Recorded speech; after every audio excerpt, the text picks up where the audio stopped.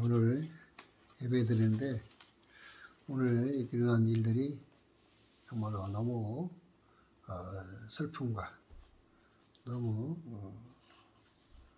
어떻게 할 수 없는 그런 감정 또 있기 때문에 저도 좀 설교 준비하기가 상당히 어려웠습니다. 그래서 설교 준비 없이 본문 가지고 그냥 예배 드릴까 하는 생각도 했습니다. 그렇지만은 시간 늦게라도 가정 예배이기 때문에 늦게라도 예배 드리자 해서 설교를 준비했습니다.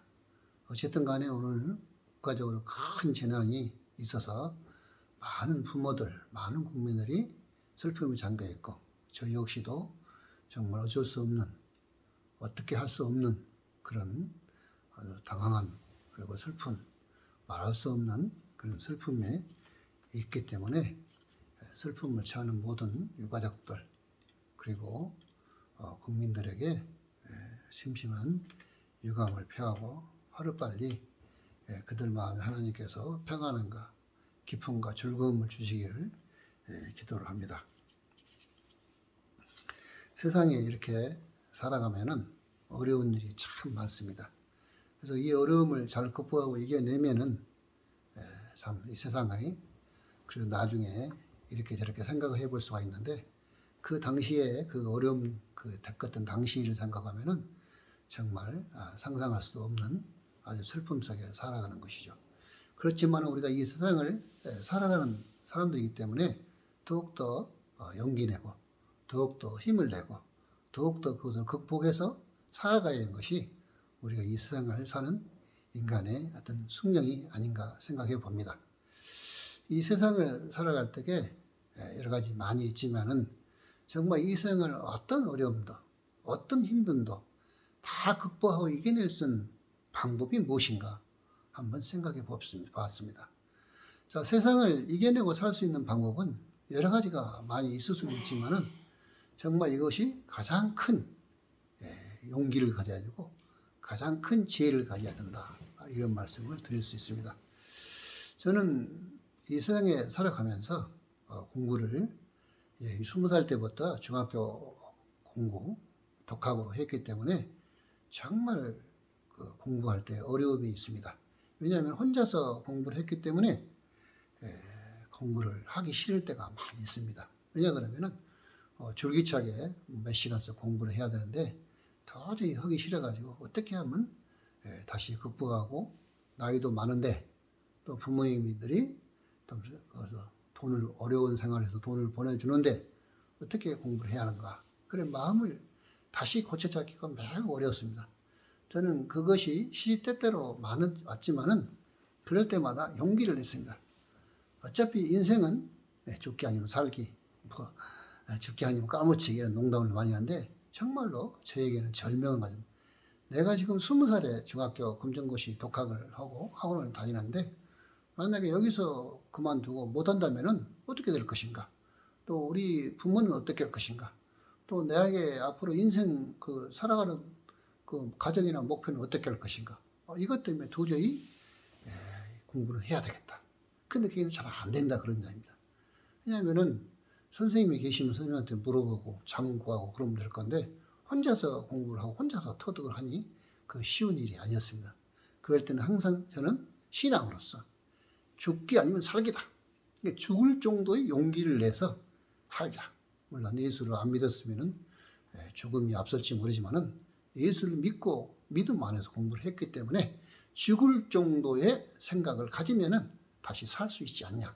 그래서 그런 마음으로 다시 고쳐잡아서 공부를 시작했던 기억이 있습니다. 그것도 물론 몇십 년 전의 이야기지만 그래서 그 후로 저는 항상 세상의 가장 큰 용기는 죽을 정도의 생각을 가지면은 모든 것이 해결된다. 물론 어떤 사람들은 이것을 이겨내지 못하고 슬픔으로 계속 연결되지만 이 죽을 정도로 이 용기를 갖고 믿음을 갖고 신앙을 가지면은 지금까지 내 인생을 돌이켜 볼 때에 거의 해결되고 이루어지더라 하는 말씀을 드립니다. 자, 그렇다면 오늘 말씀은 정말로 세상에서 살아가는데 특히 신앙인으로서 살아가는데 어떤 용기를 가져야 큰 용기를 가지고 어떤 어려움도 해결할 수 있을까는 오늘 본문의 말씀에서 예수님이 바로 말씀해 주셨기 때문에 오늘 본문을 통해서 말씀을 드리고자 합니다. 자, 오늘 제목하기 전에 우선 본문은 마태복음 16장 13절에서 28절 말씀입니다. 자, 거기서 보면은 예수님께서 말씀하셨죠. 너희들이 정말로 이 세상을 살아가는데 죽고자 하면 산다. 목숨을 잃으면 버리면 다시 목숨을 얻는다. 그러니까 목숨을 잃어버리는 각오를 가지고 살아갈 때 구원을 얻는다는 말씀을 하십니다. 그래서 오늘 제목을 소위 말하면 죽음을 초월하는 신앙이라는 말씀으로 제목을 삼고, 첫 번째 대지는 예수님의 그 질문을 하시고 있는데, 그래서 예수님의 질문의 의미를 첫 번째로 대지로 삼고, 두 번째는 바로 베드로의 고백한 끝에 바로 말씀하셨던 그 특권. 그래서 오늘 두 번째 대지는 교회를 세우시게 하는 특권. 그리고 네 번째는 또 예수님께서 이제 그 고백을 듣고 난 다음에 예수님께서 소위 예언을 하셨습니다. 앞으로 나는 많은 사람들, 대제사장이나 장로나 서기관들에게 고난과 핍박을 받고 십자가에 달려서 죽임을 당할 거다. 그러나 죽임을 당한 지 사흘 만에 다시 살아난다는 말씀을 하고 계십니다. 그래서 오늘 세 번째 대지는 예수님의 십자가의 예언, 이렇게 해서 세 가지로 말씀을 드리려고 합니다. 첫 번째 예수님의 질문의 의미는 우리가 잘 아는 대로 예수님께서 질문하셨죠. 인자를, 예수님을 세상 사람이 누구라 하느냐? 또 그렇게 질문하시면서 예수님이 또 물으셨죠. 제자들에게 너희들은 과연 나를 누구라 하느냐? 그런 말씀을 지금 질문을 하고 있습니다. 그래서 그 예수님께서는 지금 오늘 질문한 그들 보면은 아주 엄청난 큰 의미, 정말 우리에게 가장 중요한 말씀을 우리에게 허락해 주시기 위해서 이 말씀, 이 질문을 하고 있다. 그래서 오늘 예수님 말씀의 질문의 의미는 바로 그런 겁니다. 이 세상 사람들에게 가장 귀하고 가장 최고의 용기, 최고의 극복을 해결할 수 있는 오늘 말씀을 제시해 준다. 이런 말씀입니다. 그래서 그 질문에 우리가 잘 아는 대로 베드로가 그랬지요. 주는 그리스도이시오. 살아계신 하나님의 아들이라고 고백을 합니다. 자, 여기서 한번 우리가 생각해 볼 때 그리스도시요. 그리스도는 왕이란 뜻이죠. 그래서 세상에 모든 왕 중에 왕, 세상을 통치하는 왕이라 이렇게 인정하는 겁니다. 그리고 살아계신 하나님의 아들이라고 했기 때문에 이걸 우리가 잘 아는 대로 하나님께서 인간의 몸을 입으셔서 이 세상에 오셔서 유일하게 독생자로서 아들, 성자 아들이 되신 예수님을 가리키고 있습니다. 이걸 고백할 때에 바로 이 고백의 의미를 알려주시고 이 고백의 의미를 주시기 위해서 오늘 예수님이 말씀하셨다. 이런 말씀입니다. 물론 예수님께서는 어떤 말씀을 해도 우리가 그 의미에 있는 말씀이고 또 의미의 의미를 더해서 많은 은혜와 많은 충만한 은총을 주시는 말씀이기에 오늘 또 예수님의 질문의 의미는 정말 하나님께서 그 제자들에게, 아니 지금 이 말씀을 듣고 있는 모든 사람들에게, 오늘날까지 모든 신앙인들에게 꼭 필요한 말씀이라, 이런 말씀. 이 말씀을 주시기 위해서 예수님이 오늘 질문을 하셨다고 말씀을 드릴 수 있습니다. 두 번째로는 교회를 세우시는 특권이다, 이런 이야기죠. 자, 예수님께서는 이렇게 말씀하셨죠. 그랬더니 베드로에게 고백을 하니까, 근데 우리는 여기서 중요하게 생각해 볼 것은 어떤 교단들은 베드로에게 그런 고백을 했기 때문에 베드로가 모든 권한을 다 갖고 천국의 열쇠를 쥐고 세상을 풀고 내고 하면은 하늘에서 풀고 밀 거다, 이렇게 생각해서 오랫동안 전통적으로 이렇게 해왔던 것이 있었습니다. 근데 오늘 성경의 본문을 보면은 분명히 이 고백, 베드로의 고백은 베드로 개인에 대한 고백이 아니고 하나님께서 분명히 그 고백을 했을 때 예수님께서 말씀하셨죠. 바요나 시몬아, 네가 복이 있도다. 이를 알게 한 것은 하나님께서 알게 하신 것이다. 그렇기 때문에 이거는 베드로 개인의 고백으로만 볼 수 없는 것입니다. 그렇다면 어떤 것으로 보냐? 베드로를 포함한 모든 사람들의 고백으로 보고 또 오늘까지 우리까지 포함된 신앙인들의 고백을 바로 그 고백으로 보신다는 이야기입니다. 그래서 바로 그 고백은 어떤 고백이냐? 우리 믿음의 고백이라고 합니다. 근데 믿음의 고백인데 왜 베드로의 개인에게 한정할 수 없냐면은 지금 베드로가 이렇게 질문을 하고 나서 또 예수님께서 지금 세 번째 대주로 말씀을 하겠지만은 그 예수님께서 돌아가신다는 말하고 돌아가신다는 말에 끝까지 듣지도 않고 다시 부활한다는 말도 듣지도 않고 바로 그냥 예수님의 그 죽으시면 안 된다고 아주 강력하게 항의를 했던 모습이 있고 또 예수님께서 그걸 보시고 사탄아 물러가라. 너는 전혀 하나님이를 생각하지 않고 그렇죠. 그래서 그렇게 바로 비판을 받았기 때문에 분명히 이 말씀의 믿음의 고백, 그 고백은 베드로 개인에게 해당되는 것이 아니고 이 믿음의 고백을 하는 모든 사람에게 해당된다는 말씀은 아마 명백하고 성경에 확실한 말씀인 것을 우리가 생각해 볼 수가 있습니다. 자, 어쨌든 간에 중요한 것은 우리가 이제 그 베드로의 고백은 모든 예수 믿는 사람들의 신앙인의 고백이 돼야 됩니다. 믿음의 고백이 돼야 됩니다. 고백만 해서 될 일은 아니고 분명히 만약에 베드로가 거기서 믿음으로 해서 믿음에 의해서 그 고백을 했다 하면은 뭐 베드로 개인에게 해당될 수 있지만은 분명히 아까도 말씀드렸지만 예수님께서는 이것을 알게 한 것은 하나님이라 했어요. 이것을 주신 것은 하나님께서 깨닫게 하고 예수님께서 나타내시고 예수님께서 알려주시기 위해서 그 질문을 했던 결과라 그런 말씀을 다시 한번 강조를 합니다. 자, 그렇다면은 이렇게 고백하는 것을 저는 믿음의 고백이라고 합니다. 왜냐하면은 모든 사람들이 믿음의 고백을 가져야 하기 때문에 그렇습니다. 그럼 믿음이 어디까지 성장해야 되느냐? 오늘 제목에서 말씀 소위 말하면 죽음을 초월하는 그런 신앙 정지에까지 도달해야 한다. 우리가 예수 믿고 나면은 바로 구원받고 바로 모든 것이 다 이루어진 것처럼 말하는데 여기서도 보면 그렇지 않습니다. 이렇게 엄청난 비밀의 말씀을 알게 해주시고 고백하게 만드셨어도 바로 또 나중에 베드로는 항의하고 예수님한테 사탄이라고 지목받고 물러가라는 말씀을 듣는 거 보면은 분명히 베드로는 아직까지 예수님이 십자가에 돌아가시기 전까지 아직 믿음의 성장이 그렇게 이 고백만큼 성장이 안 됐다는 이야기를 할 수가 있을 것입니다. 그렇기 때문에 예수 믿는 사람들은 정말로 신앙의 성장을 해야 됩니다. 아무리 베드로에게 그런 엄청난 말씀을 듣고 또 깨닫게 했어도 그것이 믿음으로 성장하지 않으면은 결국은 예수님이 십자가 지면 안 된다고 강력 항의하는 사탄으로 지목받는 그런 우리 처지에 빠질 수밖에 없다는 말씀을 이 시간도 드립니다.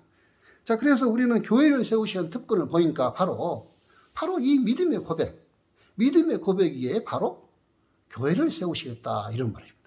자, 교회를 세우신다는 의미가 어떤 의미인가? 바로 항상 말씀하고 있지만은 하늘에 있는 하나님 나라를 이 세상에서 똑같이 이루어지는 것입니다. 물론 목표는 뭐 에덴 동산에 들 수 있고 또 하늘에 있는 하나님 나라로 또 기결될 수 있지요. 하여튼 중요한 것은 이 세상에 하나님 나라를 세우는 거예요. 근데 하나님 나라를 세우는데 큰 건물로 세우는 것, 큰 사람들이 많이 모이는 것, 물론 그것도 뭐 의미는 있습니다만 지금 오늘 말씀은 그것이 아니라 이 믿음 고백 위에 교회를 세우시겠다 이런 말씀입니다. 그렇다면은 모든 예수 믿는 사람, 지금 이 설교를 듣고 있는 사람, 지금 우리를 포함한 모든 사람들이 이 믿음의 고백을 하면 다 교회가 세워지는 것입니다.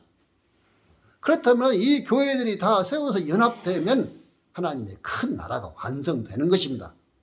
이것을 위해서 예수님께서 오셨고 이것을 위해서 예수님께서 우리에게 말씀을 올 때 전해주고 계신다는 이야기입니다. 그래서 교회의 특권은 어느 정도냐면은 하늘에서 우리가 메고 풀고 그러면 하늘에서 똑같이 메어버리고 똑같이 풀면 풀어준다 그 말입니다. 그 말씀은 어떤 의미입니까? 세상을 하나님 나라, 이 세상에 하나님 나라 이루어진 믿음의 고백을 한 사람들의 신앙 행동에 의해서 이 나라가 이루어진다는 사실입니다. 그래서 예수님께서 오늘 본문에 보면은 너희 행위대로 심판을 받는다 그런 말씀을 하고 계십니다. 예수 믿고 구원받은 사람이 이런 말씀 왜 필요하겠어요? 바로 우리는 믿음이 성장해야 됩니다. 믿음이 행위로 일어나서 하나님 나라를 세워야 됩니다. 어떤 나라를 세워야 됩니까? 하나님 나라를 우리 마음속에 세워야 됩니다. 그 교회들이 모아서 연합돼서 하나의 건물을 이루고 하나의 지역을 이루고 하나의 국가를 만들어내는 아름다운 역사가 있어야 된다, 이런 이야기입니다. 그러니까 적어도 예수님이 오신 이후부터는 예수님이 그러셨어요. 음부의 권세를 이기리라. 예수님께서 만왕의 왕을 관권을 가지고 온다고 지금 오늘 본문도 말씀하셨습니다. 그러면 예수님께서 부활하셨기 때문에 부활하신 우리는 왕권을 가지고 세상을 다스립니다. 음부의 권세가 사라지게 합니다. 그것이 누구에게 있냐? 바로 지금 우리가 이 말씀을 듣고 있는 믿는 사람들의 모든 마음에 있는 것입니다. 그렇기 때문에 이 세상을 우리가 직접 통치하고 이 세상을 직접 다스리지는 않지만 우리가 기도하고 우리가 하나님 나라의 말씀을 이 땅에 실천하고 하나님 나라를 이루면 우리가 기도한 대로 우리가 믿음 가진 대로 세상은 움직여집니다. 우리가 이것을 빼버리고 나면 세상이 암담합니다. 그렇죠? 오늘 한국에 일어났던 사건을 봐도 암담합니다. 또 푸틴의 그 전쟁주의를 봐도 암담합니다. 또 중국의 공산당 시진핑이 하는 모습을 봐도 암담합니다. 뿐만 아니라 일본의 군국주의를 생각해봐도 암담해요. 그리고 인도의 범신론주의에서 그 사람을 사람답게 인정 못하는 그런 것을 봐도 암담해요.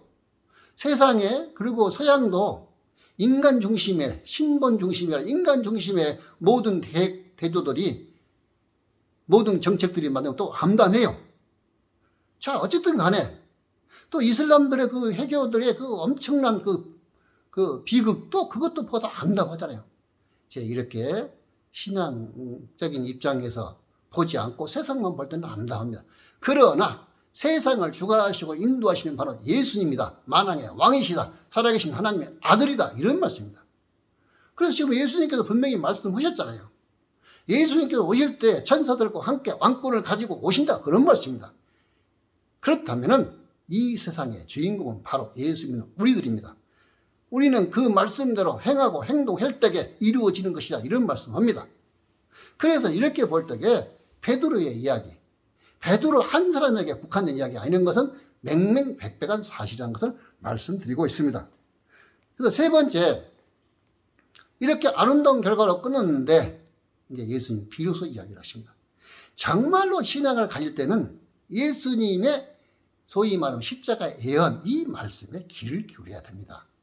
누가 예수 믿고 기분 좋고 즐겁고 넘치는데 누가 믿음의 생활, 신앙생활을 못할 수 있는 사람이 누가 있습니까? 예수 믿고 기분 좋았고 즐겁고 기뻐서 이거 세상 믿음 생활하고 교회 생활하고 열심히 11조하고 막 하잖아요. 그런데 오늘 이 세 번째 대지의 말씀에 정말 우리가 귀를 기울이고 있어야 됩니다. 그렇다면 세 번째 예수님께서 말씀하셨잖아요. 이제 이 정도 믿음의 고백에는 예수님께서 이 말씀을 하셔야겠다, 이 말씀이잖아요. 그래서 예수님께서 말씀하시잖아요. 인자가 대제사장과 서기관들과 바리새인들에게 소위 말하는 유대인 지도자들에게 고난을 받는다, 이런 말입니다. 고난을 어디까지 받아요? 십자가에 달리시기까지 고난을 받는 거예요. 그 말씀하시잖아요. 십자가에 달려서 고난을 받으신데 죽임을 당한다, 그런 말씀 하시잖아요. 근데 베드로는 여기까지만 들었어요. 그러니까 아직 신앙 성장이 덜 된 믿음의 고백의 그 성장 수준에 도달하지 못한 베드로는 이걸 강력히 예수님 돌아가시면 안 됩니다. 예수님은 살아계셔서 우리의 왕이 되어야 합니다. 어떻게 하겠다고요? 저기 자기가 뭐 한 장관이나 국무위원 하나 할 수도 있겠죠. 아직은 세상적인 것들이 아직 다 닦아내지 못한 상태에 베드로의 고백이었다는 사실은 맹맹백백한 사실입니다. 그래서 예수님께서 말씀을 하십니다. 이제 죽임을 당하고 3일 만에 다시 살아나리라. 근데 이 말을 기억을 못해요. 제자들이 이 말도 기억을 못해요. 만약 이 말대로 이 말을 기억하고 이 말에 대한 믿음을 가졌다면은 다 이 12제자들이 도망 안 가고 나도 감옥에 가겠어. 사실은 뭐 우리가 정치에서 보면 역사에서 보면은 자기 주군이 돌아가시고 하면은 끝까지 자기를 돕나가는 사람 많이 있잖아요. 그렇게 보면은 우리 12제도 훌륭하신 분인데 그런 분들이 한 분이 안 계셨어요. 다 도망가야 돼요. 물론 베드로는 나중에 그 이제 예수님 그 현장에 어떻게 들어가긴 들어갔지만요. 자, 어쨌든 간에 이럴 것은 우리가 이 세상 일을 우리의 힘과 우리의 능력과 우리의 의지로 하는 것이, 우리는 적어도 우리의 믿음으로 하는 거예요. 믿음으로 힘주시고 용기 주시고 하는 거예요. 그런데 그렇게 말을 하는데 지금 말씀하시잖아요. 너희가 보리라. 아마 왕권을 가지고 오는 것을 보리라. 천사와 함께 가지고 오는 걸 보리라. 그래서 나는 이 말씀을 여러 가지로 생각을 많이 해봤습니다만, 바로 예수님이 부활하시고 이 세상에 다시 바로 오셨잖아요. 부활하는 모습 보였잖아요. 그럼 왕권 가지고 온 거예요. 음부의 권세가 사라지는 거예요. 세상을 우리 뜻대로, 우리 믿음대로, 우리 기도대로 이루어지는 거예요. 우리가 행동을 했을 때요. 그래서 우리가 하나님 나라를 이 세상에 만드는 거예요. 우리는 찾고 착각하지 않아요. 만약에 이 세상에 하나님 나라를 만들지 못하면 하나님의 영광을 돌릴 방법이 없습니다. 항상 우리가 기억해야 됩니다. 이제 결론으로 말씀드립니다. 우리는 이 세상을 살아가는데 정말 아름다운 믿음, 진짜 하나님 아들 예수님이 안고를 가지고 우리가 함께 기뻐하고 즐거워하는 그런 세상을, 그런 것을 볼 수 있는, 우리 눈으로 알고 깨닫고 볼 수 있는 그런 은총은 죽음을 초월하는 신앙입니다. 예수님께서 말씀하셨대요. 너희들이 구원을 얻고자 하냐? 목숨을 버리는 거예요. 목숨을 잃는 거예요. 근데 무조건 그냥 세상 일로 목숨 버리고 목숨 잃으면 안 돼요. 그건 아니고 예수님이 십자가에 달려서 죽으신 같이 그런 의미 있는 죽음이 필요하다, 이런 말씀이야. 이런 용기를 가지고, 이런 신앙을 가지고, 이런 믿음의 고백을 가지고 이 세상을 살아가면 우리는 죽지 않습니다. 영원한 영생을 가집니다. 우리 예수님께서, 우리 하나님께서 우리를 기뻐하게 생각하십니다. 우리가 이 세상에 지금 슬픔과 이 세상에 불행들이 많이 있지만 그럼에도 불구하고 우리가 이 믿음을 가지고 적어도 죽음을 초월하지 못한 믿음을 가졌을 때 우리에게는 항상 불행 속에, 슬픔 속에 살아갈 수밖에 없고, 하나님 나라에 이르는 것은 영원한 일일지도 모릅니다. 그러기에 우리는 우리의 모든 삶의, 생명의, 공의의, 정의의, 빛의 가장 기초가 되게끔 하는 우리 자신들을 만드시는 그 예수님에 순종하고 복종할 때에, 그리고 모든 것을 다 예수님께 포기할 때 우리에게는 큰 하나님의 나라를 세우는 그런 영광이 우리에게 있을 줄 압니다. 이런 영광을 다 얻는, 하나님께 영광을 얻는, 돌리는 우리 모든 성도들이 되기를 예수님 이름으로 축원합니다. 아멘.